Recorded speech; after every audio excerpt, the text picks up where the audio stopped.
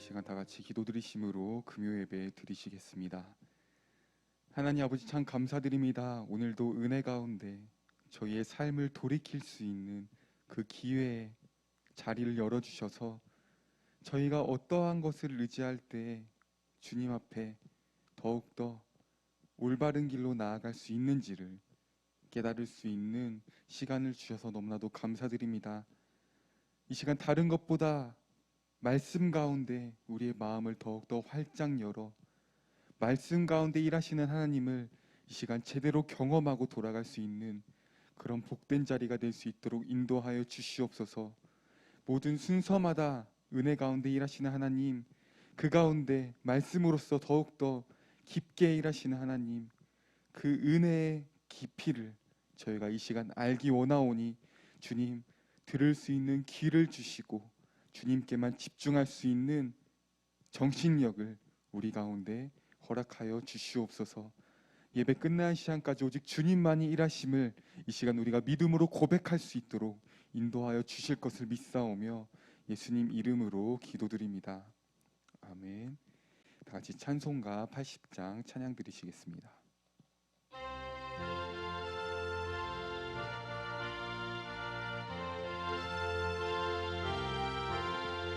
천지에 있는 이름 중 귀하고 높은 이름, 주 나시기 전 지으신 그 주의 이름 예수. 주 앞에 내가 엎드려 그 이름 찬송함은 내 귀에 들린 말씀 중 귀하신 이름. 천지에 있는 이름 중 귀하고 높은 이름, 주 나시기 전 지으신 그 주의 이름 예수. 주 앞에 내가 엎드려 그 이름 찬송함은 내 귀에 들린 말씀 중 귀하신 이름 예수. 주 십자가에 달릴 때 명패에 쓰인 대로 저 유대인의 왕이요 곧 우리 왕이시라. 주 앞에 내가 엎드려 그 이름 찬송함은 내 귀에 들린 말씀 중 귀하신 이름 예수. 지금도 살아계셔서 언제나 하시는 일, 나 같은 죄인 부르사 참 소망 주시도다. 주 앞에 내가 엎드려 그 이름 찬송함은 내 귀에 들린 말씀 중 귀하신 이름 예수. 주 예수께서 영원히 어제나 오늘이나 그 이름으로 우리에게 참 복을 내리신다. 주 앞에 내가 엎드려 그 이름 찬송함은 내 귀에 들린 말씀 중 귀하신 이름. 주 앞에 내가 엎드려 그 이름 찬송함은 내 귀에 들린 말씀 중 귀하신 3절. 지금도 살아계셔서 언제나 하시는 일, 나 같은 죄인 부르사 참 소망 주시도다. 주 앞에 내가 엎드려 그 그 이름 찬송함은 내 귀에 들린 말씀 중 귀하신 이름 예수. 주 예수께서 영원히 어제나 오늘이나 그 이름으로 우리에게 잠복을 내리신다. 주 앞에 내가 엎드려 그 이름 찬송함은 내 귀에 들린 말씀 중 귀하신 이름. 주 앞에 내가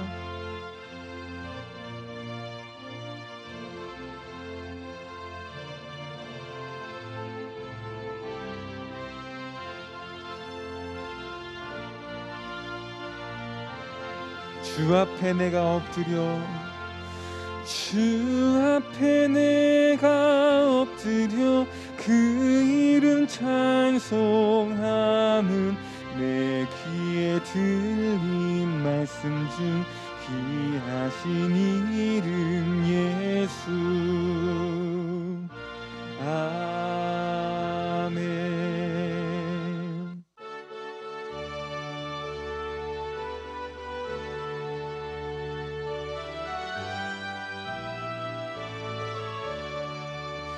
예수를 나의 구주 삼고 성령과 피로써 거듭나니 이 세상에서 내 영혼이 하늘의 영광 누리도다. 이것이 나의 간증이요 이것이 나의 찬송일세. 나 사는 동안 끊임없이 구주를 찬송. 1절 예수를 나의 구주 삼고 성령과 피로써 거듭나니 이 세상에서 내 영혼이 하늘의 영광 누리도다. 이것이 나의 간증이요 이것이 나의 찬송일세. 나 사는 동안 끊임없이 구주를 이 시간 믿음으로 1절 한 번 더 고백합시다. 예수를 나의 구주 삼고 성령과 피로써 거듭나니 이 세상에서 내 영혼이 하늘의 영광 누리도다. 이것이 나의 간증이요 이것이 나의 찬송일세. 나 사는 동안 끊임없이 구주를 찬송. 온전히 주께 맡긴 내 영. 사랑의 음성을 듣는 중에 천사들 왕래하는 것과 하늘의 영광 보리로다. 이것이 나의 간증이요 이것이 나의 찬송일세. 나 사는 동안 끊임없이 구주를 찬송하리로다. 주 안에 기쁨 누림으로 마음의 풍랑이 잔잔하니 세상과 나는 간 곳 없고 구속한 주만 보이도다. 이것이 나의 간증이요 이것이 나의 찬송일세. 나 사는 동안 끊임없이 구주를 찬 2절 온전히 주께 맡겼네요. 사랑의 음성을 듣는 중에 천사들 왕래하는 것과 하늘의 영광 보리로다. 이것이 나의 간증이요 이것이 나의 찬송일세. 나 사는 동안 끊임없이 구주를 찬송하리로다. 주 안에 기쁨 누림으로 마음의 풍랑이 잔잔하니 세상과 나는 간 곳 없고 구속한 주만 보이도다. 이것이 나의 간증이요 이것이 나의 찬송일세. 나 사는 동안 끊임없이 구주를 찬송. 이것이 나의 간증이요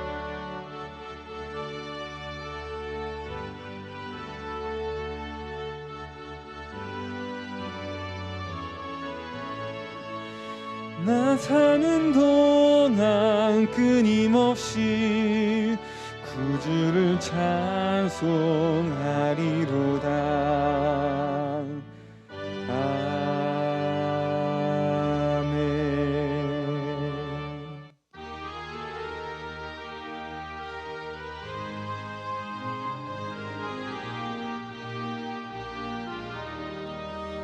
예수가 함께 계시니 시험이 오나 겁없네. 기쁨의 근원 되시는 예수를 위해 삽시다. 날마다 주를 섬기며 언제나 주를 기리고 그 사랑 안에 살면서 딴 길로 가지 맙시다. 이 세상 사는 동안에 주 이름 전파하면서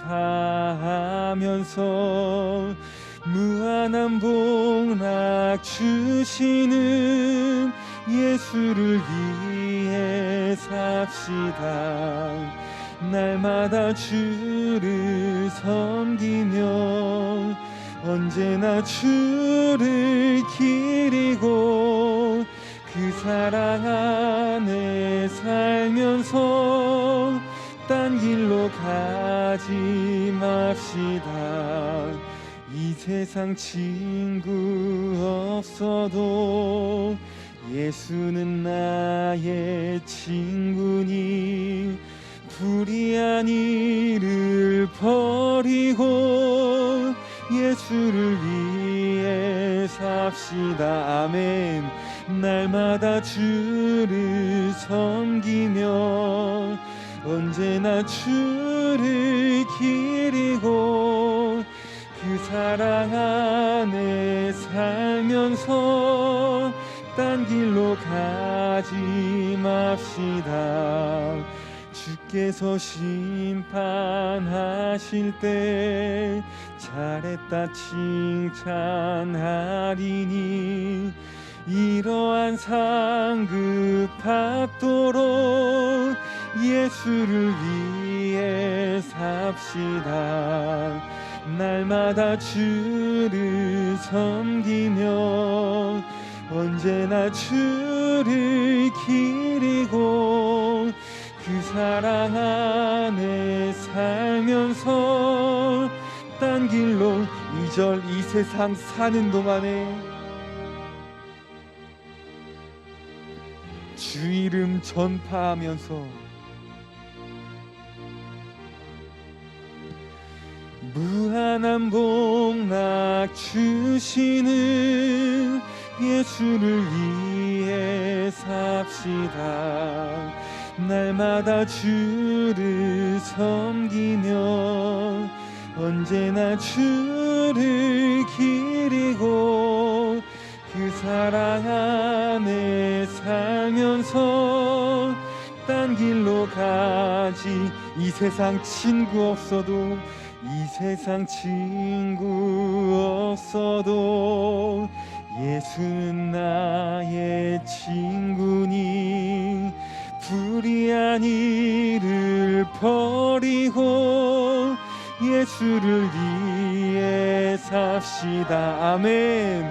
날마다 주를 섬기며 언제나 주를 기리고 그 사랑 안에 살면서 딴 길로 가지 맙시다.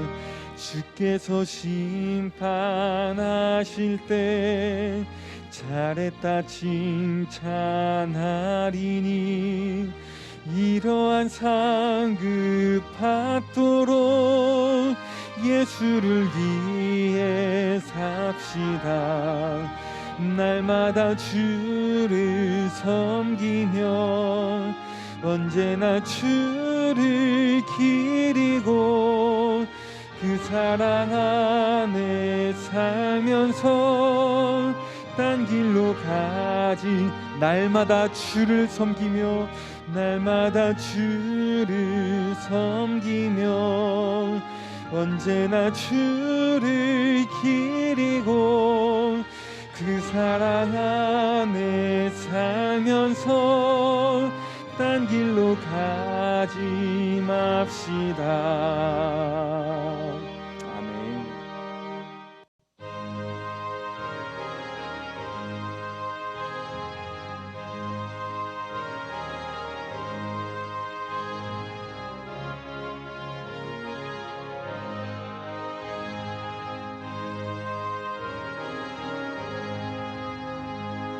온유한 주님의 음성 내 귀에 속삭이네.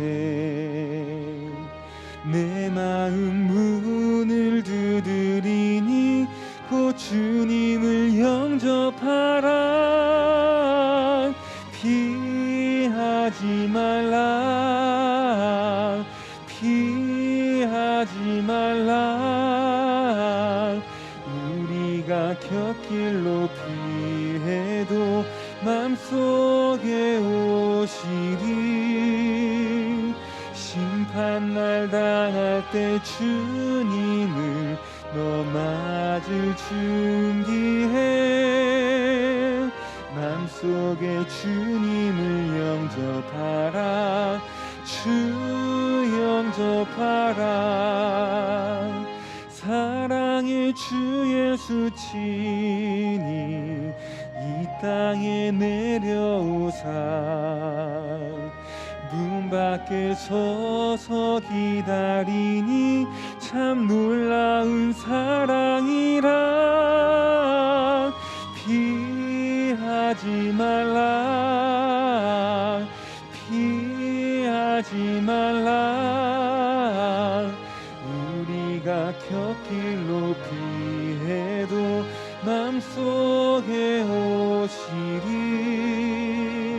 심판날 당할 때 주님을 너 맞을 준비해.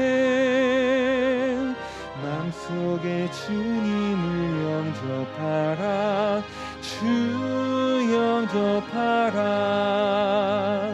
주님이 부르는 음성 널 받아주시나니 회개한 내게 임하시어 끝까지 널 도우시네. 피하지 말라. 피하지 말라. 우리가 곁길로 피해도 맘속에 오시리. 심판날 당할 때 주님을 너 맞을 준비해. 맘속에 주님을 영접하라. 주 영접하라. 주님의 은혜를 받고 너 주를 영접하라. 마음문 활짝 열어놓고 너 주님을 영접하라. 피하지 말라. 피하지 말라.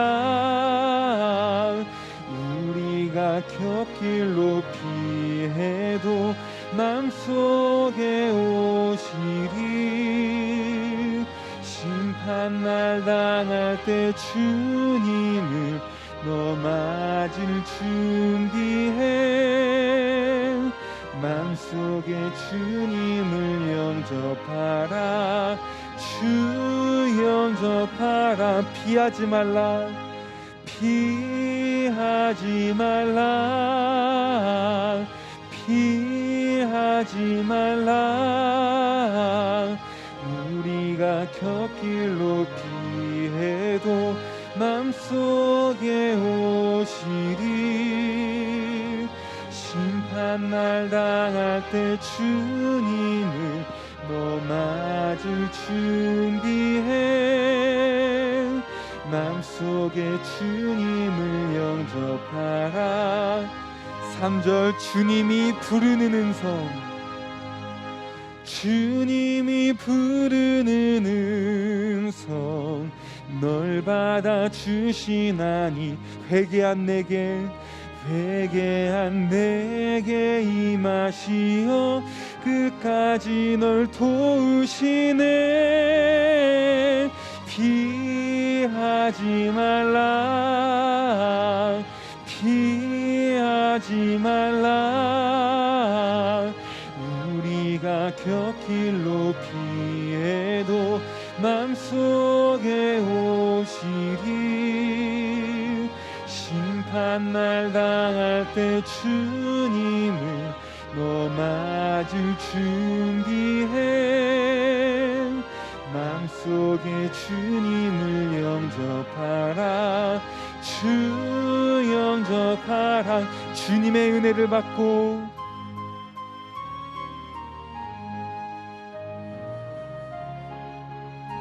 마음문 활짝 열어놓고 마음문 활짝 열어놓고 너 주님을 영접하라. 피하지 말라. 피하지 말라. 우리가 곁길로 피해도 맘속에 오시리. 심판날 당할 때 주님을 너 맞을 준비해. 맘속에 주님을 영접하라. 주 4절 한 번 더 고백합시다. 주님의 은혜를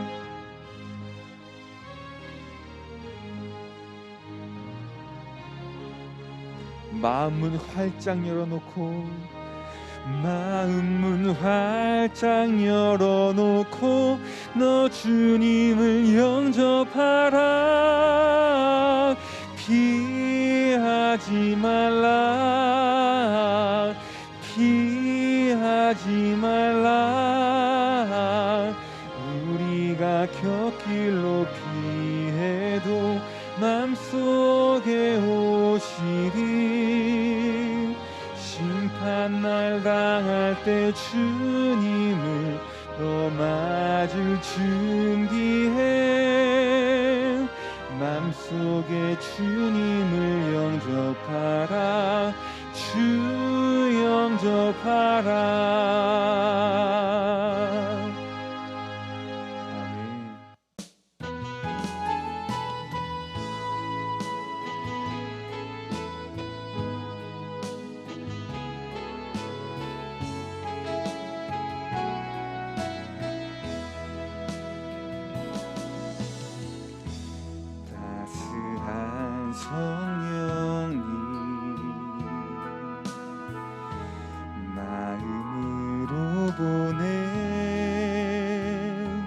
내 몸을 감싸며 주어지는 평안함 만족함을 느끼네. 부르신 곳에서 나는 예배하네. 어떤 상황에도 나는 예배하네. 부르신 곳에서 나는 예배하네. 어떤 상황에도 나는 예배하네. 사랑과 진리에 한 줄기 빛 보내. 내 몸을 감싸며 주어지는 평안함 그 사랑을 느끼네. 부르신 곳에서 나는 예배하네. 어떤 상황에도 나는 예배하네. 부르신 곳에서 나는 예배하네.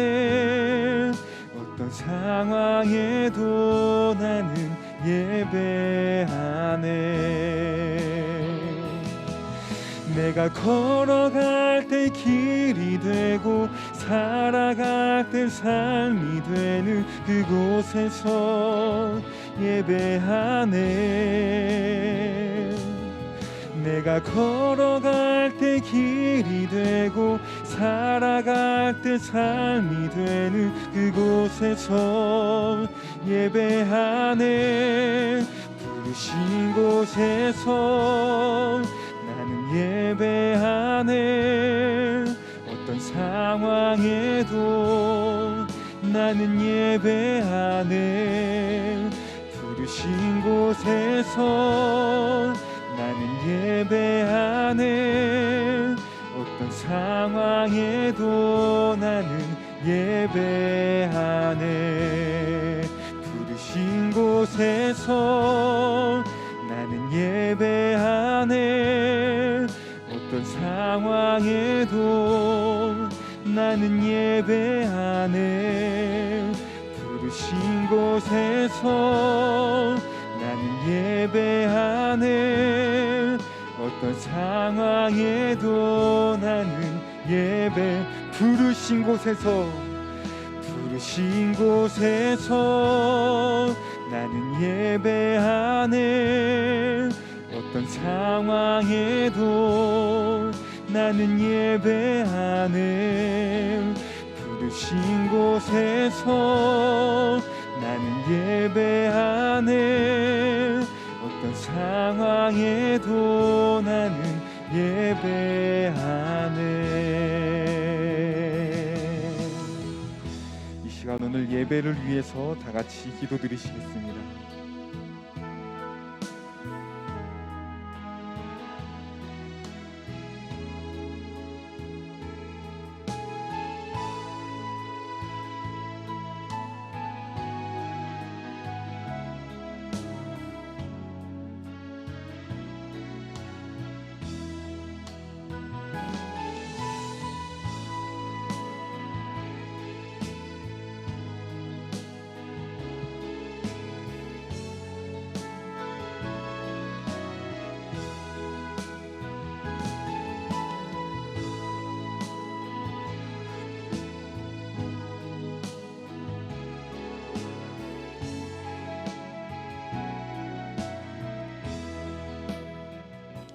하나님 감사합니다. 하나님 예배할 수 있는 귀한 시간 저희들에게 주시면 참으로 감사합니다.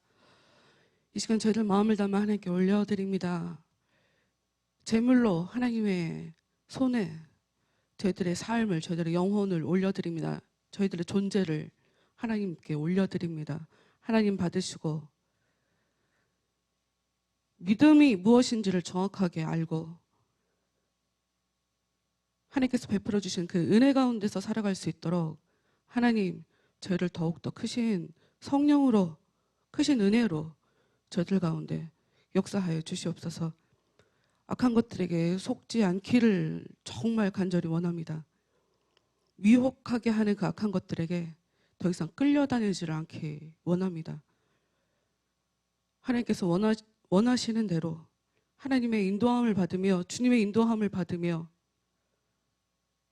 나 자신을 컨트롤할 수 있는 그 성령의 열매인 그 절제를 할 수 있는 그런 삶을 살 수 있기를 간절히 소망합니다. 어떤 것도 우리가 주님 앞에 합당하게 살아가는 데 있어서 방해하지 못하도록 저희들의 생각을, 저희들의 감정을, 저희들의 마음을 이 시간 온전히 다스려 주시고 말씀 가운데 진정한 겸손과 깊은 통찰로 하나님께 깊게 나아갈 수 있도록 주여 역사하여 주시옵소서. 교회에 속한 자들 한 사람 한 사람 찾아가 주옵소서. 그들의 삶에 더 이상 다람쥐 쳇바퀴 돌듯이 악한 것들의 그 반복되는 그 일상 속에서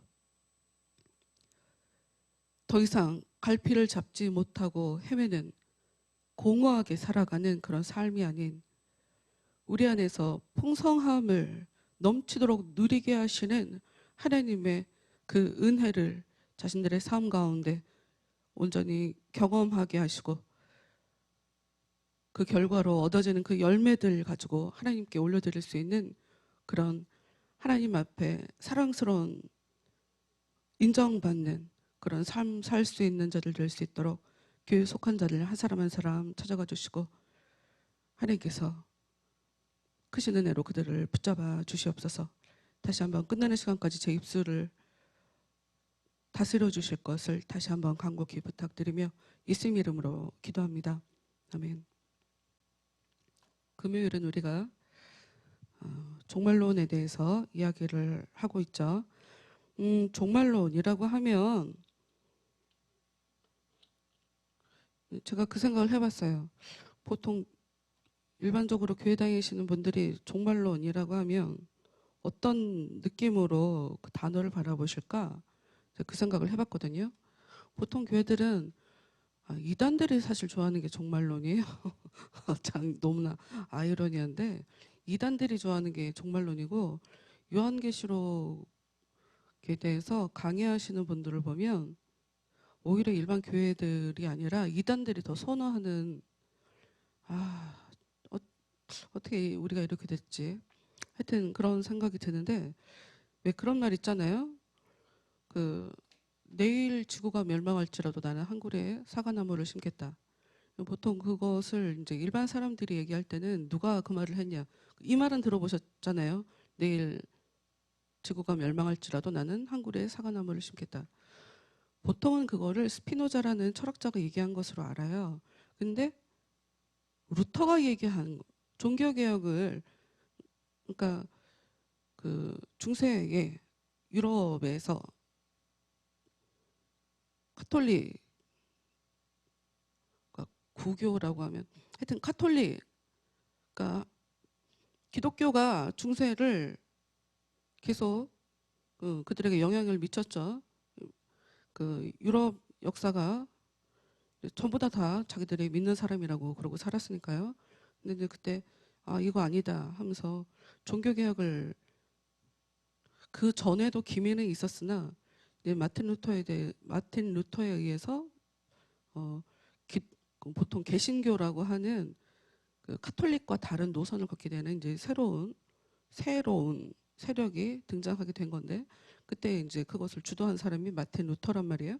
그 사람이 얘기한 것으로 그렇게 얘기를 하죠.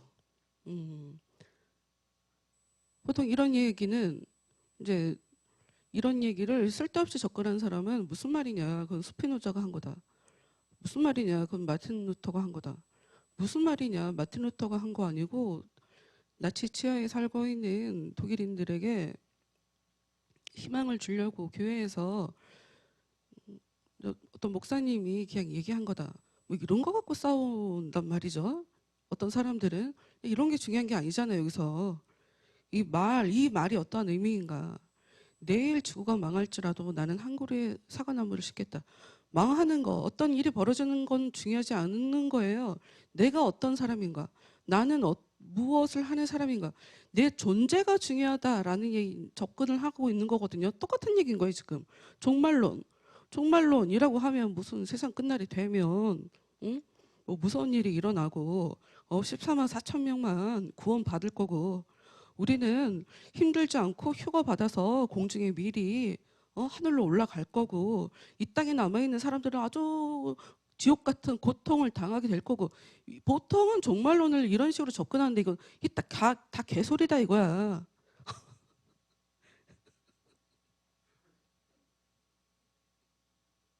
죄송합니다. 아 참. 아 진짜. 이게 무슨 기독교냐고, 이게 무슨 신학이냐고. 아 화나라. 그런 얘기가 아니에요. 뭐가 중요해? 믿음이 있는데 내일 지구가 망하거나 말거나 그게 뭐가 중요해? 믿음을 가져라가 중요한 말이지.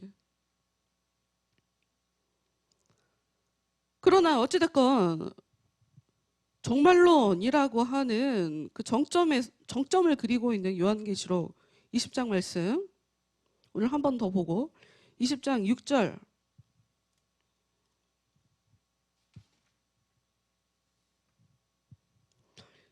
종말론이 중요한 것은 우리가 주님 앞에 살아남아야 되는 사람들이기 때문이죠.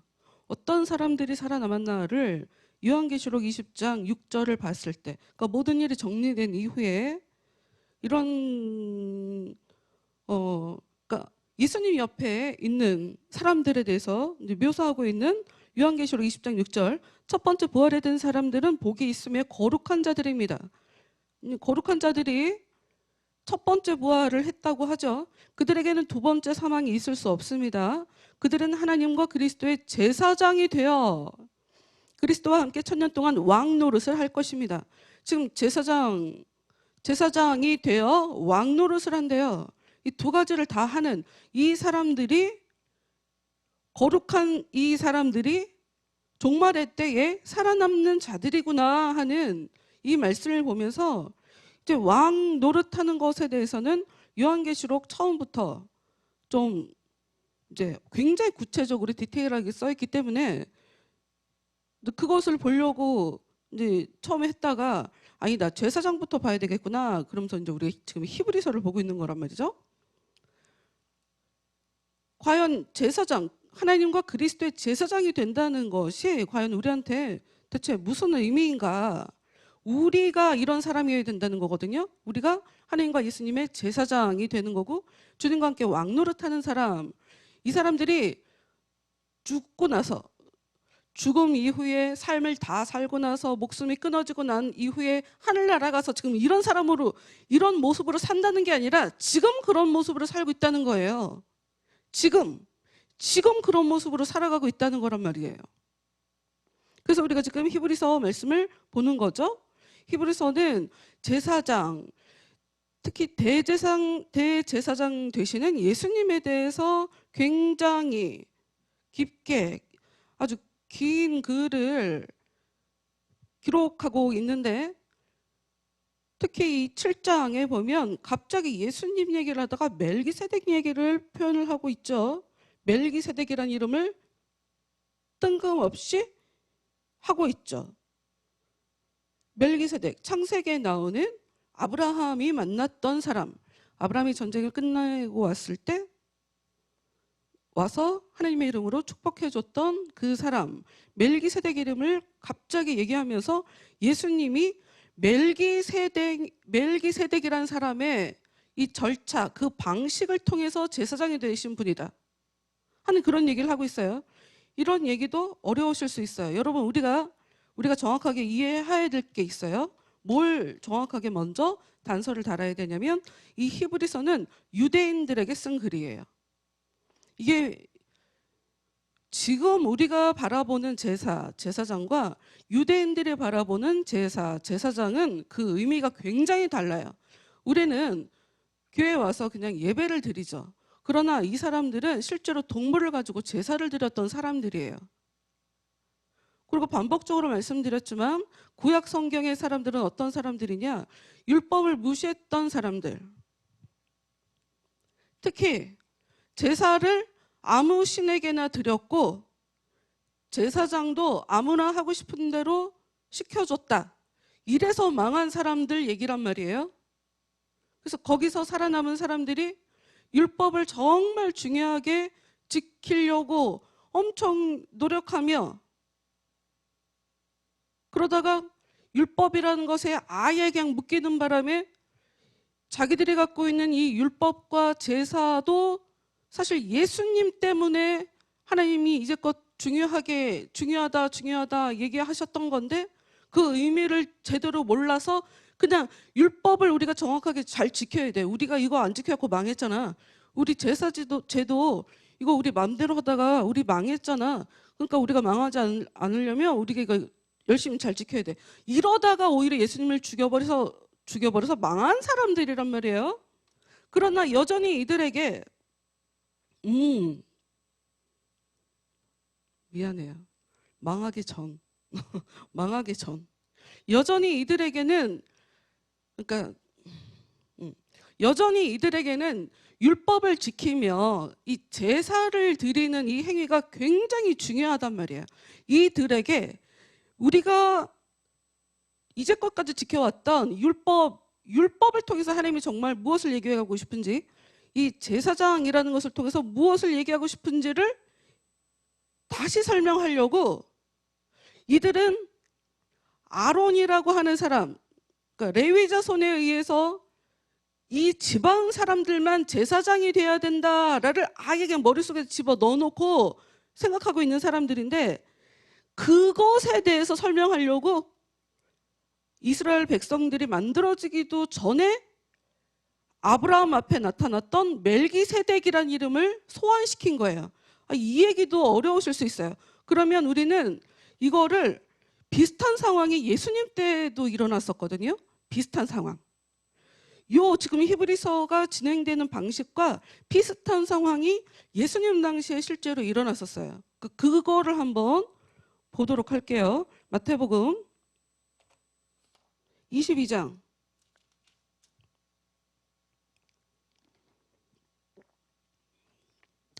23절.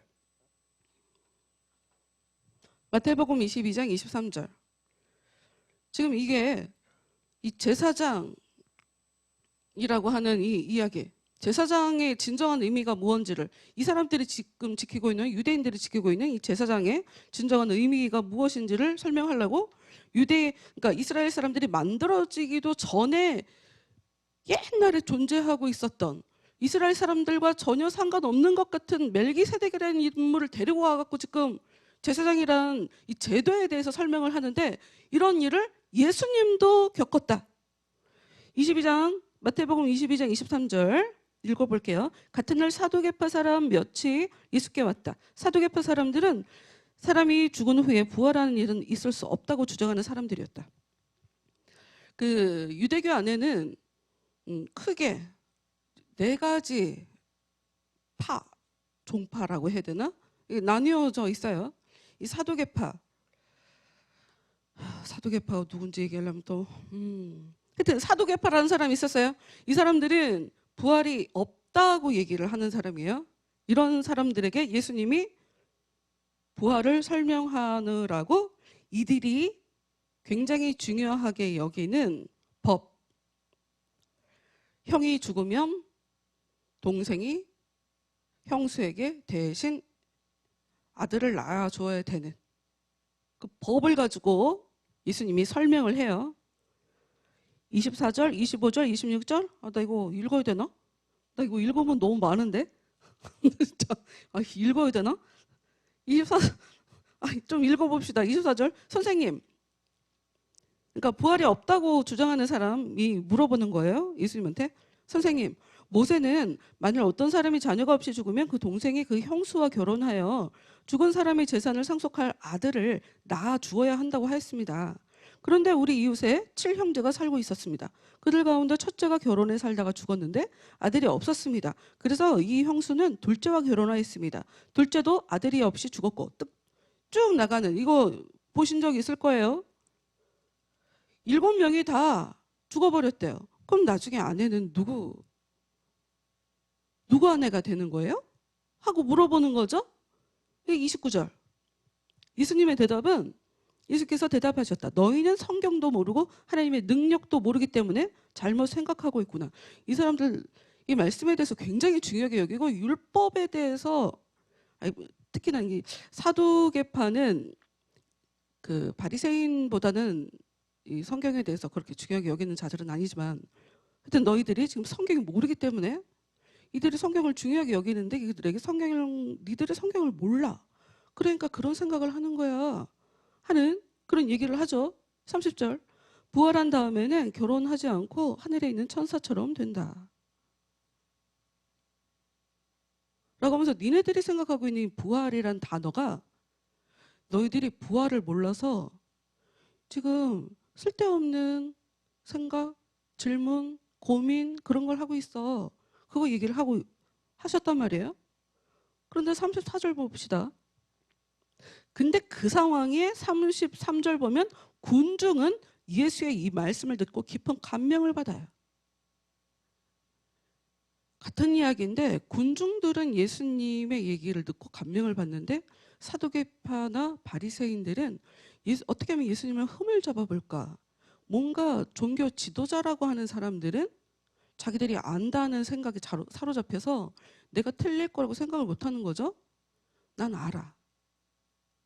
이런 생각이 오히려 예수님의 이야기를 받아들이지 못하게 만들어버리는, 어쨌든 그런 상황에 이제 34절 보면 사두개파 사람이 예수의 대답에 말문이 막혔다는 소문을 듣고 바리새파 사람이 뭐예요? 그래, 그럼 우리가 한번 해볼까? 하는 거죠. 35절. 그들 가운데 한 율법 교사가 예수를 시험하려고 물었다. 예수님을 시험을 했어요. 그냥 질문이 아니야. 순수한 질문이. 트집 잡아보려고 하는 질문이죠. 36절. 선생님, 모세 율법 중에서 어느 것이 가장 큰 계명입니까? 여러분, 이 말씀 오늘 다른 거 잊어버려도 이거 여러분이 마음속에다가 크게 기록을 해야 돼요. 우리한테 이게 굉장히 중요해요. 37절. 예수께서 대답하셨다. 네 마음을 다하고 목숨을 다하고 생각을 다하여 주 너의 하나님을 사랑하라. 이거 하나면 돼요. 이거 하나면 돼요. 왜냐하면 38절. 이것이 가장 크고 첫째가 는 계명이다. 그러나 내 이웃을 내 몸과 같이 사랑하라는 둘째가 는 계명도 이에 못지않게 중요하다. 여기서 제가 하나 덧붙이자면 마음을 다하고 목숨을 다하고 생각을 다하여 하나님을 사랑하면 이웃은 사랑하지 않을 수가 없어요. 너무 당연해요. 하나님을 사랑하는데 어떻게 이웃을 사랑하지 않아요? 그럼 말도 안 되지. 그럼 이웃을 사랑하니까 나는 그럼 하나님이 봐주시려나? 그런 일은 있을 수 없습니다. 그런 일 없어요. 하나님을 사랑하지 않는데 사람만 열심히 사랑한다. 그러니까 그런 사람은 죄 문제는 해결 못 한다니까요. 40절. 모든 다른 계명과 예언자들의 요구는 이 두 계명으로 요약될 수 있다. 예수님은 지금 뭐가 지금 이 예수님의 발언이 위험한 거냐면 이 사람들은 자신들이 성경에 대해서 굉장히 잘 알고 있다고 생각하는 사람들이에요. 메시아를 기다리고 있는 중이라고요. 그러니까 메시아가 누군지, 그리스도를 지금 계속 기다리는 사람들이고, 그래서 그것도 자기들의 성경을 열심히 연구하고 이러다 보면서 더 알게 된 거죠. 예수님이 그 사람인가를 사실 계속 이렇게 찔러 본 거였죠. 근데 문제는 무슨 얘기냐면 예수님이 하는 얘기를 자기들 방식대로 오해를 한단 말이야. 자기들 방식대로, 그러니까 예수님이 무슨 얘기를 하는지를 이해를 해야 되는데 자기들 방식을 이렇게 놓지를 않으니까 예수님이 하는 얘기를 자기 방식대로 재해석하는 거죠. 제가 어떤 일이 있었냐면, 여러분 제가 면을 안 먹은 지 몇 년이 됐어요. 면을. 아니구나. 쌀국수를 먹으니까 또 그게 하면 안 되네. 그럼 취소. 라면을 안 먹은 지가 몇 년이 됐어요. 그런데 그, 네, 저희 집안에서 같이 살고 있는 여자가 투움바 파스타 이런 걸 되게 좋아한단 말이에요. 근데 이제 그것을 이제 시켜 먹으려니까 돈이 엄청 비싸잖아. 근데 이게 싸게 라면 형태로 나온 게 있어요. 그래서 그걸 교회에다 갖다 놓은 게 있거든요. 근데 제가 설거지를 하다가 그걸 그 라면 봉지를 봤는데 거기에 숙면 이렇게 써 있는 거예요. 그래갖고 나는 내가 라면을 안 먹으니까 내 머릿속에 숙면이 잘 숙성시켜서 익힌 면이라는 이것조차도 아주 그냥 희미해졌어. 그 의미가. 그래서 내가 그걸 보고 숙면에 도움을 주는 라면을 만드는 거야.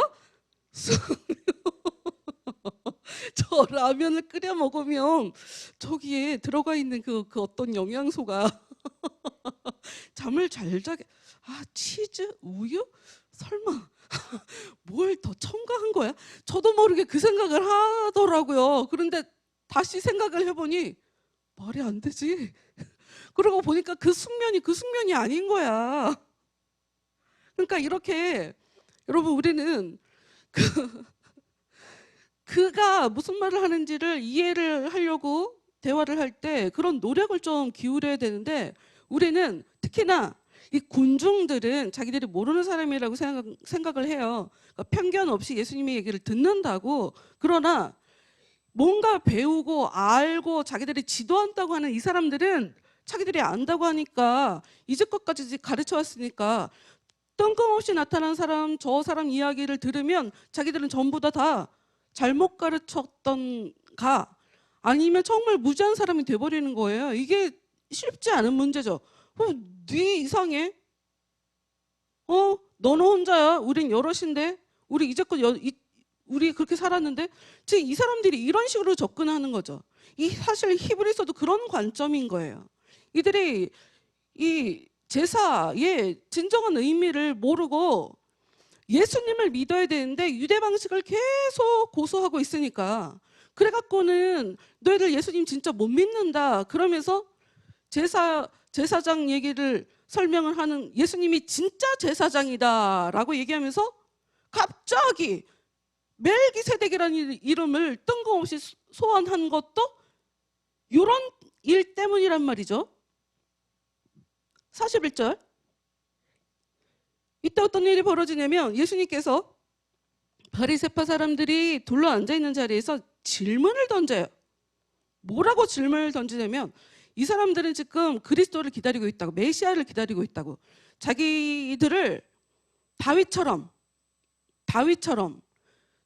알렉산더 왕처럼 자기들을 로마에 이 핍박받고 있는 뭐 자기들이 돈 벌면 뭐 다 걷어가는데 세금으로 자기들이 더 이상 우리끼리 그러니까 이들의 큰 문제가 이 민족주의예요. 이들에게 있어서 정말 큰 문제야. 이 민족주의가 상당히 큰 위험성을 갖고 있었는데 하여튼 우리끼리만 다시 하나님을 믿으며 그 나라 하나님을 믿는 새로운 나라 이거 다시 만들고 싶어 했단 말이에요. 그래서 앞에 서서 우리를 이끌어줄 소위 말해서 장군 같은 왕을 계속 기다리고 있는 중이었단 말이에요. 예수님이 그런 사람이 아니거든. 그런 분이 아니거든. 그러니까 예수님이 그들에게 그리스도를 어떻게 생각하냐? 굉장히 기분 나쁜 얘기인 거죠. 뭐래? 우리 여태까지 지금 그리스도를 기다리고 있는데 우리 구해줄 사람 기다리고 있는데 그리스도를 어떻게 생각하냐? 뭐지? 그가 누구의 자손이냐? 하고 물으셔요. 그랬더니 그들이 성경에 나와 있거든. 다윗의 자손으로 온다고 써 있거든요. 그들이 다윗의 자손입니다 하고 대답을 해요. 배운 대로 연구 결과에 의해서 자기들이 확인해 본 결과 배운 사실에 근거해서 대답을 하죠. 근데 예수님의 이 다음에 이어지는 질문을 보면 43절 예수께서 다시 물으셨다. 그렇다면 다윗이 성령의 감화로 그리스도를 주님이라고 부른 것은 어떻게 된 일인가? 다시요. 다윗은 이들이 가장 사랑하는 왕이죠. 왕. 과거에 굉장히 천년 전에 자기 나라를 다스렸던 왕. 그 왕의 후손으로 이들을 진짜 해방시켜줄, 그래서 새로운 하나님의 나라를 건설할 후손이 올 거라고 성경이 예언을 하고 있어요. 근데 이제 우리가 이제 요 마태복음을 보고 이제 시편 110편 가서 볼 건데, 보면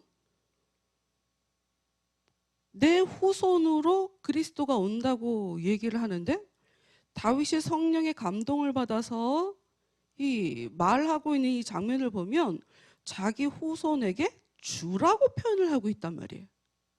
내 후손으로 올 건데 어떻게 주라고 표현을 할 수가 있냐고. 더군다나 이들이 성경을 잘 알고 있다니까요. 너네들 이거 읽었잖아. 너네들 이렇게 읽었잖아. 봤잖아. 대체 이거 어떻게 된 거야? 하고 물어보는 거죠.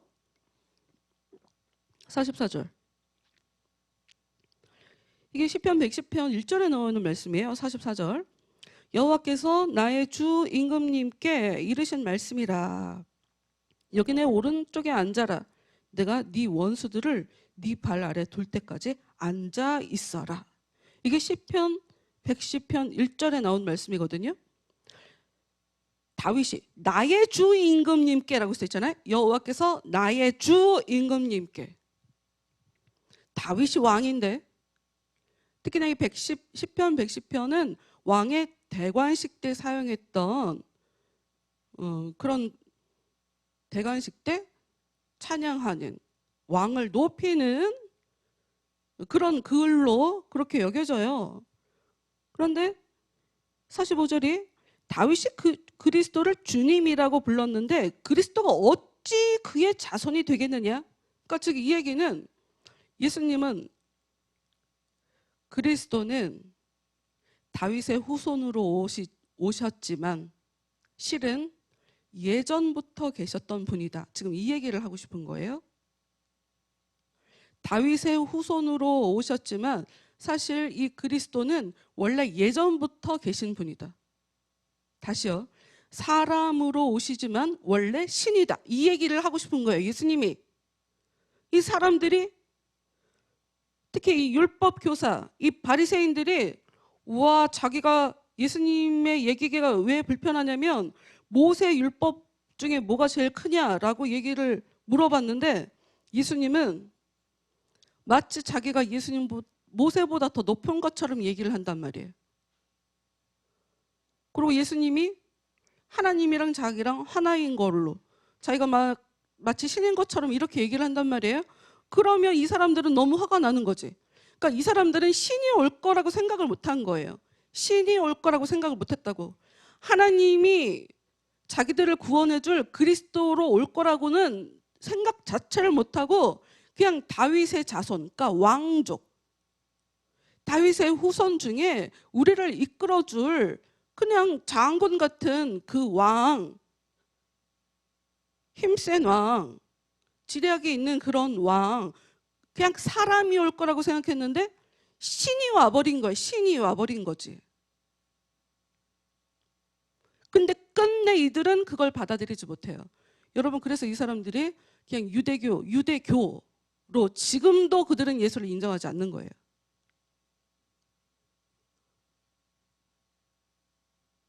분명히 예수님이 오시기 위해서 만들어진, 형성된 유대교란 말이죠.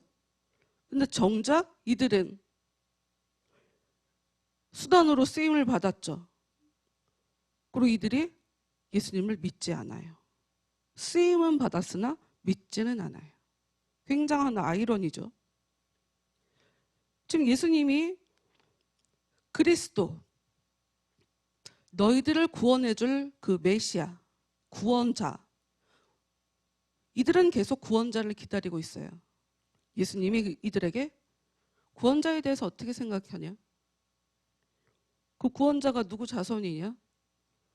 다윗 집안에서 태어난다고 그렇게 알고 있어요. 근데 다윗이 한 얘기를 보면 후손이 올 거라고 단순하게 그냥 내 후손이 갑자기 너희들에게 나타나서 너희들을 구원해 줄 거다. 이런 식으로 써놓고 있지 않고 나의 주가 오신다고 그게 써 있는데 이거 어떻게 된 거지? 이게 대체 무슨 말이야? 근데 이 사람은 대답을 못해요. 46절. 그들은 아무 대답도 못하였다. 그리고 그 후부터는 아무도 예수께 더 이상 질문하는 사람이 없었다. 여러분, 이것과 똑같은 모습이 지금 히브리서에 좀 더 많은 분량으로 써져 있는 거예요.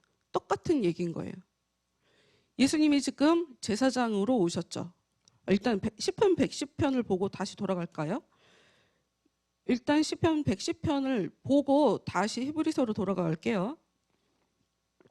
110편 1절. 여호와께서 나의 주께 이르신 말씀이라.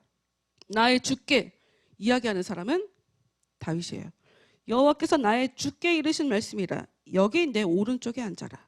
내가 네 원수들을 네 발 아래 둘 때까지 앉아 있어라. 여호와 시온에서 주님의 힘을 발휘하시리라. 네 원수들을 다스리라. 주께서 말씀하시니 주께서 군대를 이끌고 거동하시는 날, 싸움터에 나서시는 날, 주님의 백성들은 기꺼이 나서리이다. 이른 아침 초롱초롱 빛나는 이슬처럼 주님의 젊은이들이 거룩한 언덕으로 주님 앞에 나오리이다. 싸우러 나오리이다. 이건 우리가 지금 이게 현대어 성경이고요. 이게 개역개정으로 보면 우리가 그 찬양 새벽 이슬 같은 주의 청년들이 주님 앞에 나오는도다. 그 찬양이에요. 그 찬양이 무슨 의미인지는 알고 부르나? 네, 그 생각을 하는 거죠. 웃음이 나오는 거지. 과연 사람들은 이 찬양이 무슨 뜻인지는 알고 그걸 불렀을까? 주님의 이름으로 축복하여 맞지? 축복하여 주소서. 주의 빛을 발하게 하소서. 잘 보면 싸우는 노래예요. 싸우는 노래. 전쟁할 때 싸우는 노래라고. 전쟁할 때 군대 앞에 성가대가 가서 부르는 노래예요. 전쟁을 할 때 노래를 한다니? 어떻게 그럴 수가 있어? 무서운데? 전쟁은 하나님이 하시는 거니까. 우리는 찬양만 하면 되니까. 레위인들이 찬양을 하거든요. 레위인들이 노래를 불러요. 성가대는 아무나 할 수 있는 게 아니라. 그런데 보세요. 4절. 지금 왕이 되는 때 부르는 노래라고 했는데 4절. 여호와 한 번 맹세하셨으니 결코 물리지 않으시리라. 이르시기를 너는 영원한 제사장이 되리라. 멜기세덱을 이어받아 제사장이 되리라 하셨도다. 여기도 멜기세덱이 나오네요. 이미 이 당시에는 레위 자손들만 제사장이 되어야 됐어요. 그런데 다윗 왕이, 더군다나 다윗 왕은 아무나 제사장이 되면 안 돼. 아무나 제사장이 되면 안 돼. 다 제도를 굉장히 정비해요. 레위인들이 더군다나 하여튼 전에는 성막에서 살다가, 그러니까 하나님을 섬겨야 되는 이 모습이, 그러니까 과거 이 레위인은 성막 안에서 들어가서 일하는 사람, 뭐 이 텐트를 옮기는 사람, 뭐 이렇게 다 이렇게 분류가 되어 있었잖아요. 근데 이제 다윗 때에 더 이상 이거 움직이지 않잖아. 그러니까 레위인들이 하는 일이 좀 뭔가 변해야 됐었죠. 이 다윗이 하여튼 레위 사람들의 해야 되는 일을 정말 율법에 근거해서 새롭게 정비하는 그런 모습이 성경에 나오거든요. 근데 그러면 당연히 다윗이 얘기할 때 제사장은 무조건 레위 사람이만 해야 되는 거지. 근데 지금 다윗이 지금 얘기를 하고 있는 상황인데 너는 영원한 제사장이 되리라. 나의 주에게 하나님이 얘기하시는 거예요. 나의 주에게, 나에게 하는 게 아니라 지금 다윗이 얘기하는 이 예언은 하나님이 나의 주 예수 그리스도에게 이야기하는 걸 내가 지금 나도 모르게 성령으로 예언으로 하고 있는 상황이란 말이죠. 그 예수님에게 너는 영원한 제사장이 되리라. 멜기세덱을 이어받아 제사장이 되리라 하셨도다. 이때부터 이미 제사장은 우리는 지금 레위 사람들만 해야 되는 레위 사람들만 해야 되는 걸로 알고 있지만 내 주님한테 하나님은 멜기세덱을 이어받아 제사장이 될 뿐이라고 지금 얘기하고 계신다. 지금 그 얘기를 하고 있죠. 5절 주께서 그대의 오른쪽에 앉아 계시니 주께서 화를 내시어 뭇 왕들을 쳐 부수시리라. 문 나라들 가운데서 재판을 벌이시어 전쟁터를 죽음으로 가득 채우시리라. 땅에 있는 왕들을 모조리 쓸어버리시리라. 그리하여 임금이 길가 시내에서 물을 마시리라. 힘을 얻으리라. 승리를 거두리라. 여러분 지금 이 왕 얘기를 1절부터 3절까지 5절부터 7절까지 하고 있는데 한가운데 있는 4절에 제사장 얘기를 하고 있어요. 왕인데 제사장이라고 하는 거죠. 왕인데 왕 노릇을 하고 있는, 전쟁을 하고 있는 그런 왕인데 그 왕에게 너는 제사장이 되리라 하는 얘기를 하고 있어요. 원래 그 이스라엘을 제외한 외국 다른 나라에서는 제사장이 왕인 이 상황은 새로운 것이 아니에요. 새로운 것이 아니에요. 다 그랬어. 근데 유독 이스라엘은 그러지 않았어요. 근데 성경을 잘 들여다보면 왕이란 단어를 사용하고 있지 않을 뿐 사무엘은 제사장의 역할을 감당했어요. 그리고 그가 한 행동들을 그에 대해서 묘사하고 있는 말씀들을 들여다보면 왕의 일을 했어요. 여기저기 다 돌아다니면서 나라를 관리했거든. 단어는 쓰고 있지 않지만 사무엘은 왕이자 제사장이었던 거죠. 그래서 백성들이 왕을 요구했을 때 하나님이 백성들이 너를 버린 게 아니야 날 버린 거야 하는 그 얘기를 하는 이유도 사무엘이 명분으로 왕이라는 이름을 달고 있지는 않았지만 왕의 역할을 하고 있었기 때문이에요. 그리고 다윗도 분명히 왕인데도 불구하고 제사장처럼 왜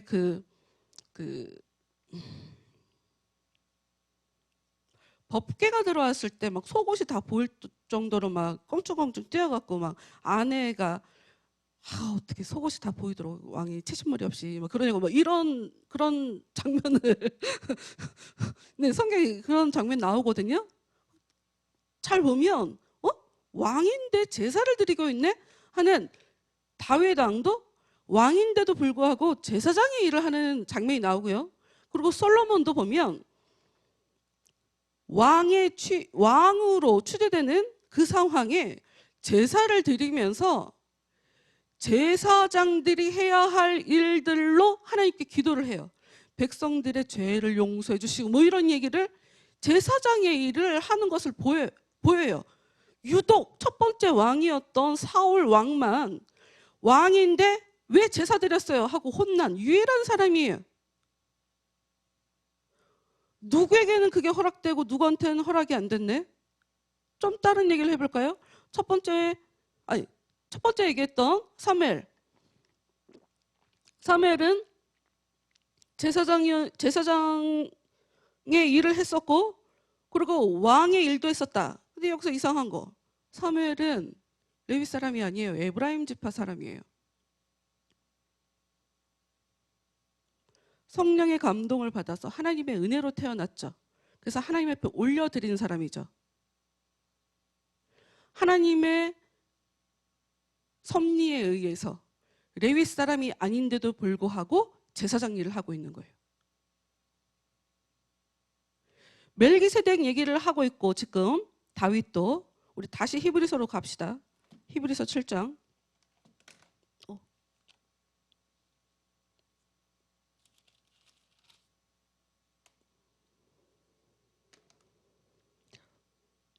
히브리서 7장 가서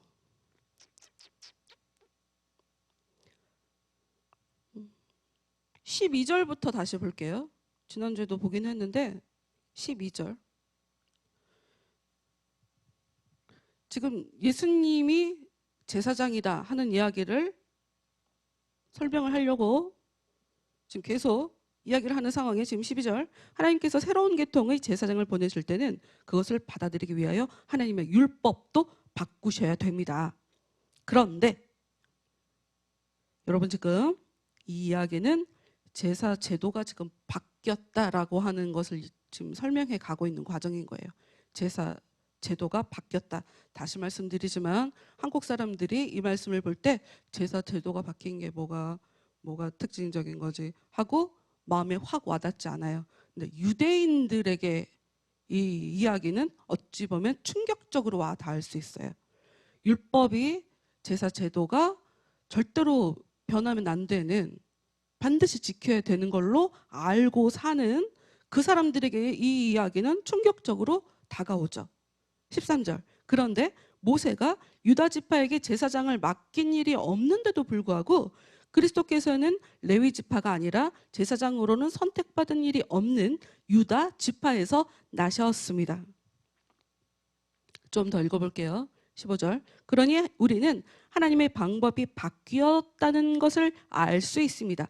이 사실은 그리스도께서 멜기세덱의 지위와 동등한 새로운 대제사장으로 오신 것으로 보아 더 분명합니다.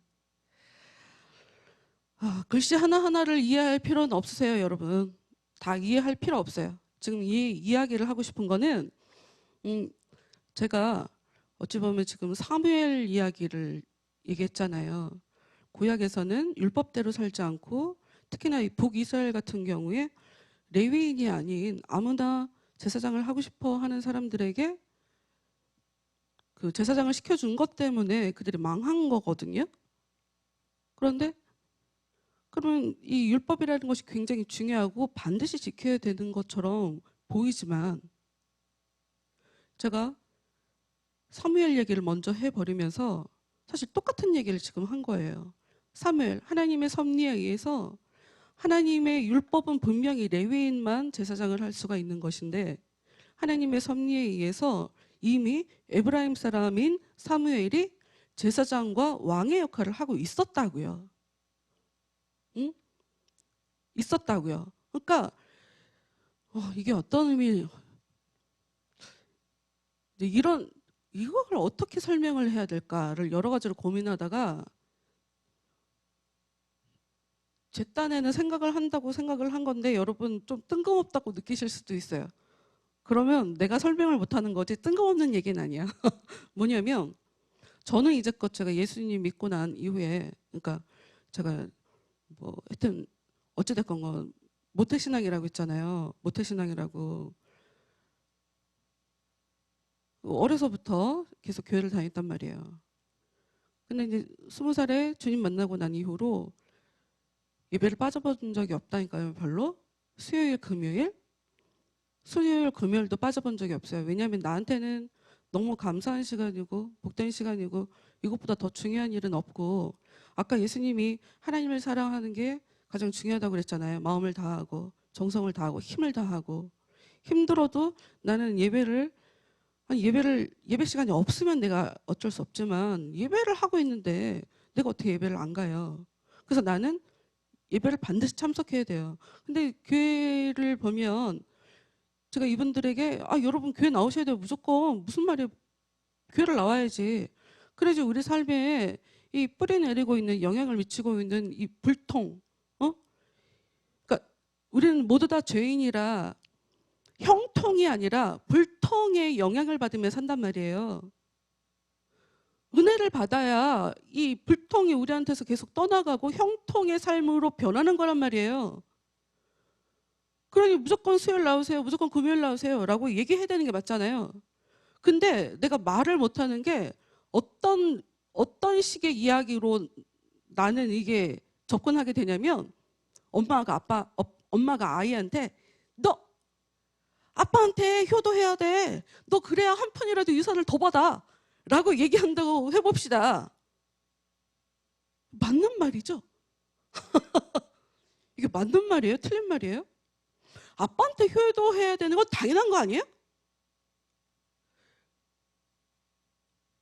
유산을 조금이라도 더 받기 위해서 내가 억지로 아빠 얼굴을 한 번이라도 더 보러 나가고, 아 이게 과연 부모로, 아까 내가 이런 게 어려운 거야. 다시 말씀드리지만 나는 빠진 적이 없어요. 근데 난 내 속에서 워낙 이제 은혜를 크게 받아놨으니 이게 너무 감사하고, 이거보다 귀한 게 없으니 나는 이게 누가 가르쳐 준 적이 없어요. 그래야 된다고 강요한 사람도 없고, 근데 이게 자동적으로 자연스럽게 하는 거죠. 근데 이 사람들은 지금 나오면 은혜 주십니다. 아니 이 말도 맞는 말이야. 아 그런데 평소에 삶을 개떡같이 살면 은혜 못 받던데? 난 이건 어떻게 해야 되지? 내가 아 그래, 하나님 역사하면 그냥 속에서 마음이 올라오겠지. 하나님이 역사해 주시면 그냥 그런 마음이 생기겠지 하고, 어찌 보면 이제 저는 좀 기다리는 쪽이었는데, 하여튼 그러면서도 저의 마음속에는 장식이 있어. 예배 드리는 것보다 귀한 게 어딨다고 뭐 이렇게 잔소리를 하고 싶은 두 마음이 제 안에서 싸우는데, 모르겠어요. 이제까지는 이제 그래도 코로나 덕분에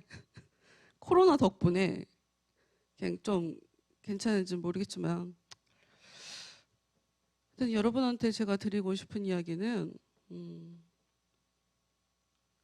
제가 신앙생활 하는 분들 중에 정말 안타까운 분들이 가나안 교인들이에요. 가나안 교인. 예전에 다녔던 교회 이름이 가나안 교회 있잖아요. 가나안 교회. 난 왜 가나안 교인? 가나안 교인이 뭐예요? 처음에는 몰라서, 진짜 한참 몰랐어요.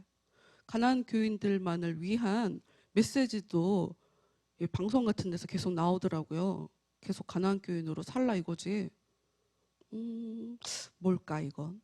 그랬는데 몇 주 만에 알았어. 안 나가라는 단어를 뒤집어 갖고 가나안이라고 하는 거. 대박, 미쳤다. 가짜지 그건 다. 그건 메시지가 여러분 가짜라고 봐야 돼요. 사람은 그런 존재가 아니에요. 몸이 움직여야 돼요. 여러분, 하나님이 여러분에게 마음에만 은혜 줬으면 좋겠어요? 삶에는 은혜 안 주고? 어떻게 몸이 안 움직이는데 마음은 있으니까 알아서 복은 주세요. 지금 이렇게 사는 거예요? 네, 굉장히 중요한, 그 재미있는? 나 누가 얘기했는지 몰라.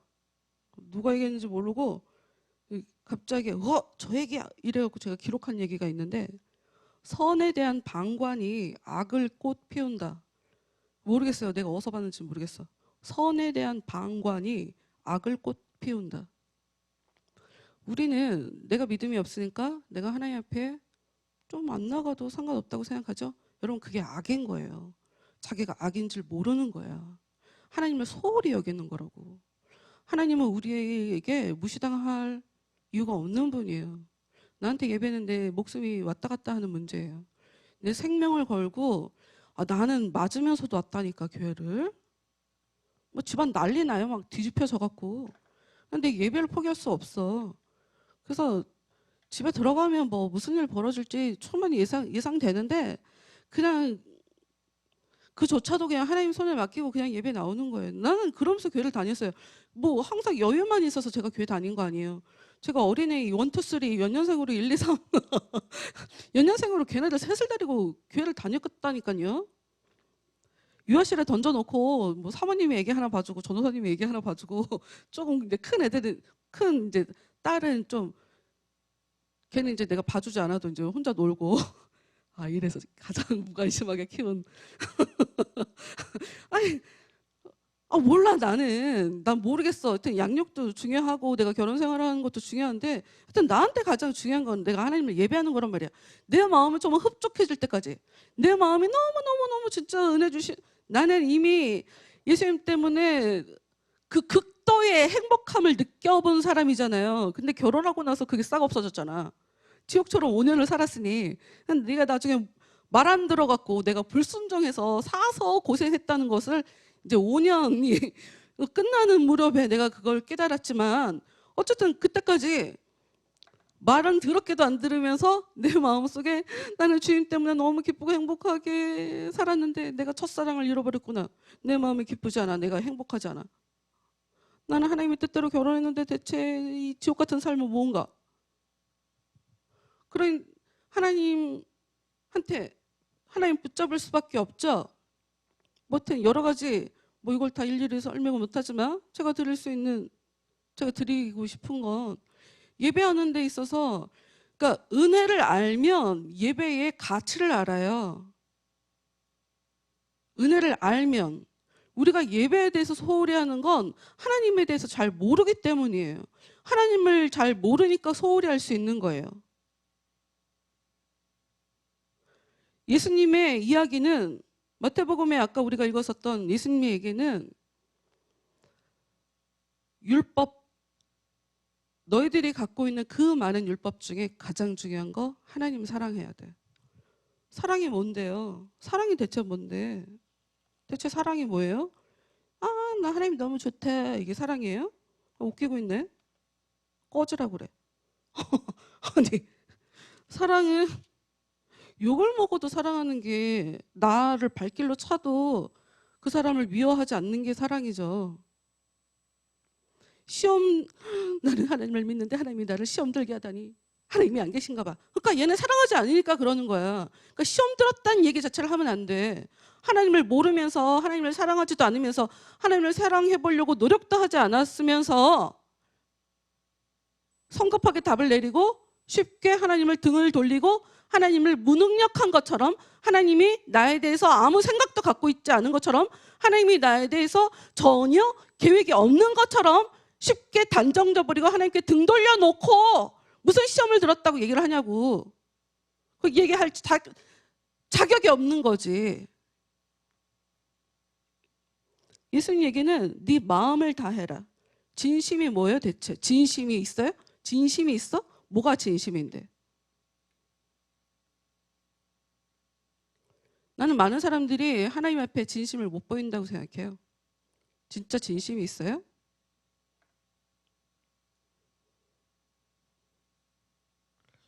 오해하면 이렇게 얘기할 수 있을 거예요. 어떻게 예배가 11시에 시작인데 10시 45분에 찬양은 시작인데 하나님 사랑하는 사람이 10시 45분에 안 나올 수가 있어. 여러분 이렇게 얘기할 수도 있지만 다르게 얘기하면 11시에 시작인데 이 못된 습관에 젖어서 내가 지각하는 습관이 끝내 안 벗겨지잖아요. 어느 누구도 나한테 뭐라고 하지 않는데 내가 이렇게 늦는 나를 보면 너무 속상하고 가슴 아픈 거. 이런 것도 사랑이죠. 응? 나 나름대로 노력은 하는데 이게 맘대로 안 돼. 근데 어찌됐건 결과가 겉으로 보이기에 사랑하지 않는 사람처럼 내가 지금 내 삶이 이렇게 보이니 이것 때문에 너무 가슴 아파하는 거. 이런 게 진심이지. 마음을 다하고 목숨을 다하고. 그래서 히브리서 안에 이제 뒷부분 가면 그 얘기가 나와요.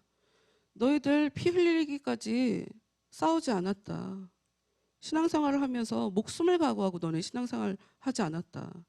힘들다고 얘기하지 마라. 어려웠다고 얘기하지 마라. 내가 수고했다고 얘기하지 마라. 그런 얘기가 나오거든요. 목숨을 다하고 생각을 다하여 제발 생각 좀 하시라.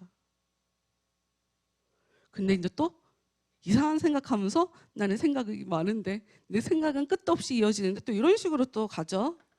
주님 안에서 생각해야죠. 주님이 주시는 생각해야죠. 주님이 잘했다고 칭찬할 만한 그런 생각을 해야죠.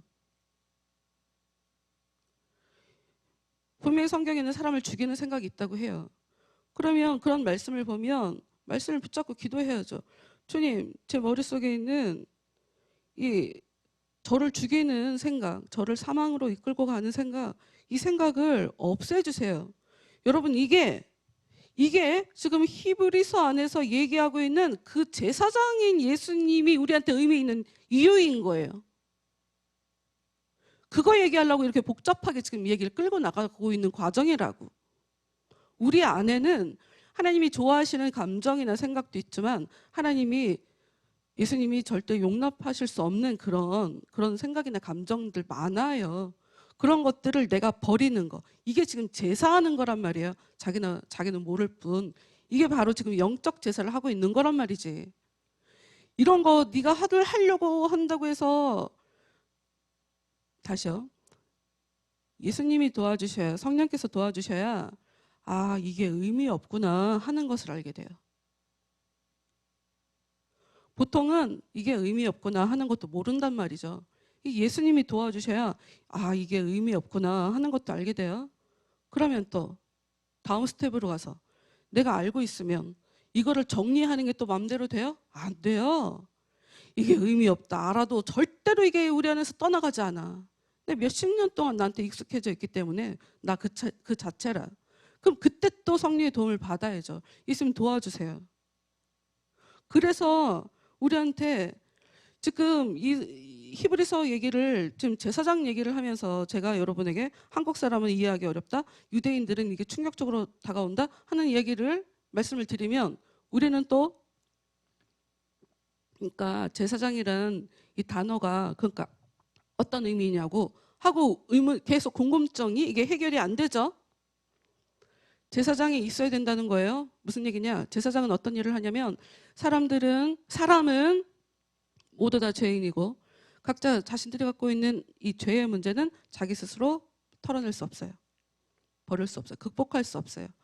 그것은 제사장이 하는 거예요. 제사장. 영원한 제사장. 그것을 해주시는 영원한 제사장을 하시는 예수님의 도움을 받아야 돼요. 근데 우리는 처음에 말씀을 보면서 요한계시록 말씀에서 왔단 말이죠. 문제는 예수님이 제사장이라는 말씀에서 출발을 한 것이 아니라 예수님 옆에 예수님과 함께 있는 자들이 제사장이네 하는 걸 보고 왔잖아요.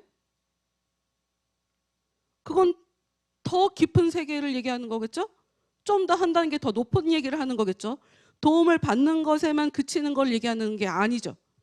도움을 받았으니 그걸로 땡이 아니죠. 내가 예수님처럼 제사장의 역할을 해야 되는 거죠. 이 땅에서 사람들에 대해서. 그런 사람이 예수님 옆에 남는 거예요. 그런 사람이 천국에 들어가는 거예요.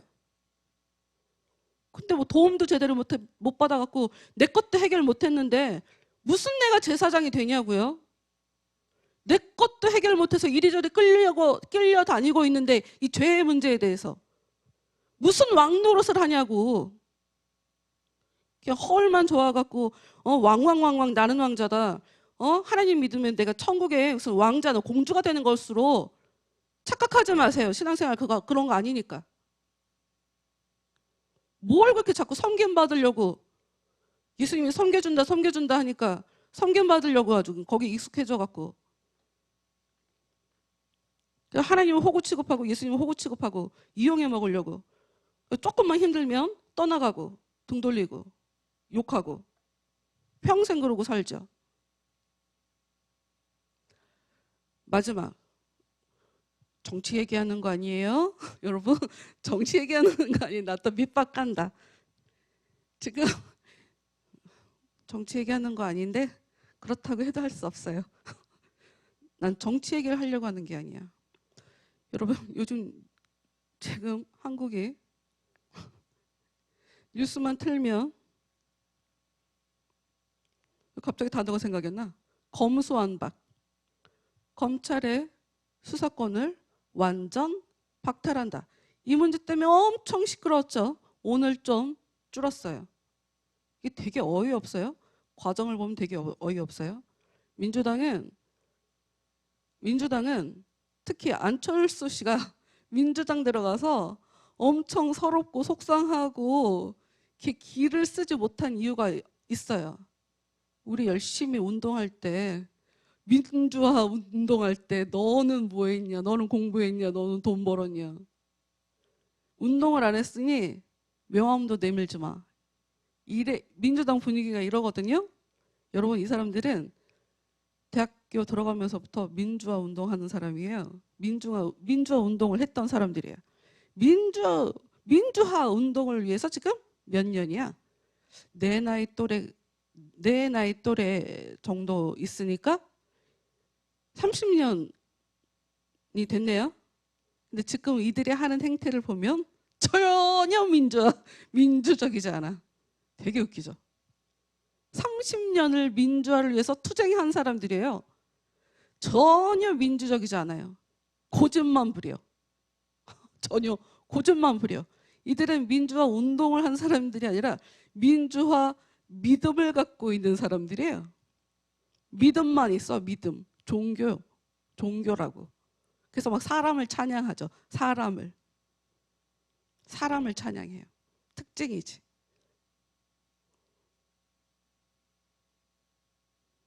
우리는 신앙생활의 목적이 내가 정말 하나님을 찬양하나, 내 삶에서. 알지 않고 어떻게 찬양할 수 있을까요?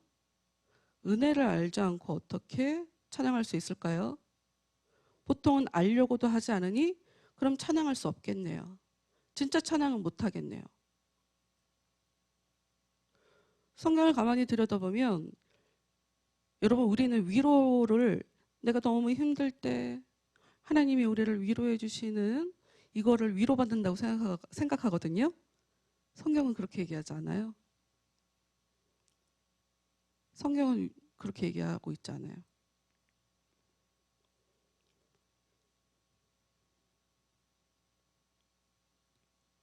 단순하게 우리가 어려울 때 힘들지 않게 도와주는 거를 위로라고 성경은 그렇게 얘기하지 않는다고요. 이건 다음 주에 말씀을 함께 보면서 벌써 30분이 후딱 넘었어. 너무 오래 하면 기도도 못해. 기운 빠져서.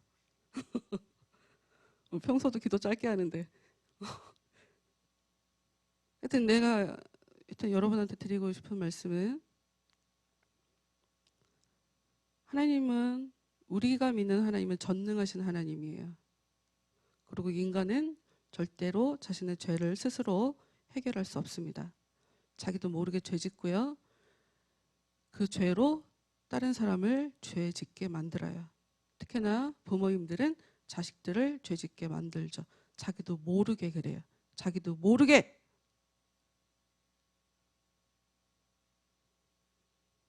내 친구들을 죄 짓게 만들죠.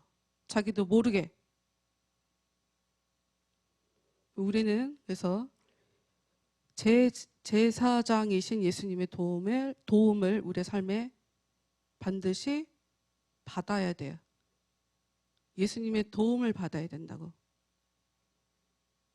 계속 받아야 돼요. 가장 중요한 건 그분이 내 안에 오시면 돼요. 그분이 내 안에 오시면 된다고. 우리가 하나님을 사랑할 때 노력해야 되는 것처럼 주님이 우리에게 예수님 오세요. 뭐 이런다고 쉽게 오시지 않아요. 또 이러면 어린 영혼 실족하는데 순수한 마음으로 기도하면 처음에도 오시긴 하는데, 네, 이건 너무 많이 너무 많이 이렇게 오픈하면 또 안 되니까, 하여튼 하나님을 가치 있게 여기고 예수님을 귀하게 여기고 예수님을 소중하게 여기고 나 자신을 귀하게 여기는 사람은 예수님을 모셔드릴 수 있어요. 우리의 마음에. 성령님께서 우리의 마음에 역사해 주세요. 우리가 직접 하나님 앞에 나가지 못하지만 우리를 편들어 주시고 변호도 해주시는 그 예수님의 도움을 받으면 죄 문제 때문에 나타나는 삶의 그 어려운 문제들에서 다 구원받는 삶을 살 수 있어요. 정말 기쁘고 행복하게, 편안하게. 예수님 저를 다스려 주시고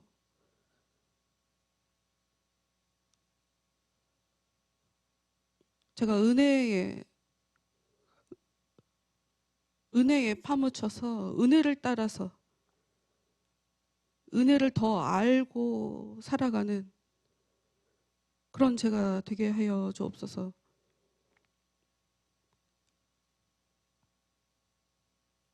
저를 사랑하시는 그 주님의 그 사랑을 이 시간 제대로 경험하기 원합니다.